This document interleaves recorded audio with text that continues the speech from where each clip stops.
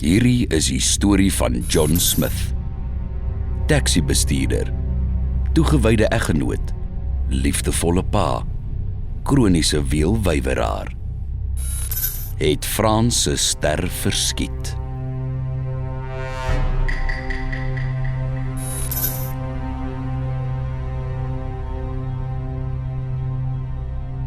Ons het die rolverdeling gedoen, ons het blokking gedoen, ons het gerepeteer, maar steeds ontbreek iets.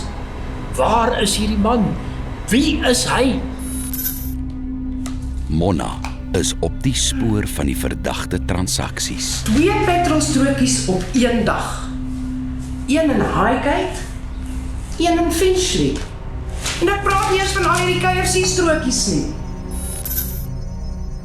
Johan probeer die kloutjie by die oor bring. John, is jy daar? John, ek hoor niks. Boxy probeer die man deur sy baadjie ontrafel. Die man het 1 baadjie, maar ek ruik 2 perfumes. Die een Midnight Temptation, die ander ruik soos 'n Sunday Roast. Verwarrend, maar tog sexy. Somora besef van meet af aan dat dinge nie pleis is nie. Dis groot genoeg. 2 is. Wat maakt die man?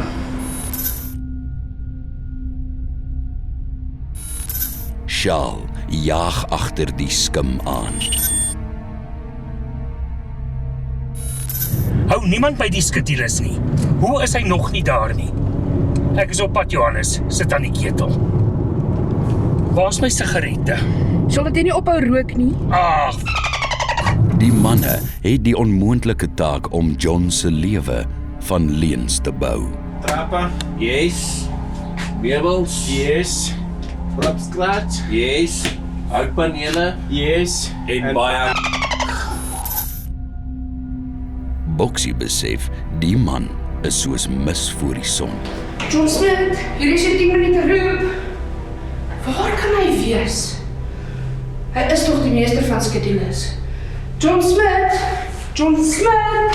Geld wat stom is. Is al weer betaaldag en jy sê 2 fakture. Ag nee, dit kan nie deug. Gaan huis. Ek soek strokies. Ek soek antwoorde. Ek soek die droogskoonmaker. Ek soek 'n skroewe. Ek soek batterye. Ek soek 'n sigaret. En om vadersnaam koop net kaartjies.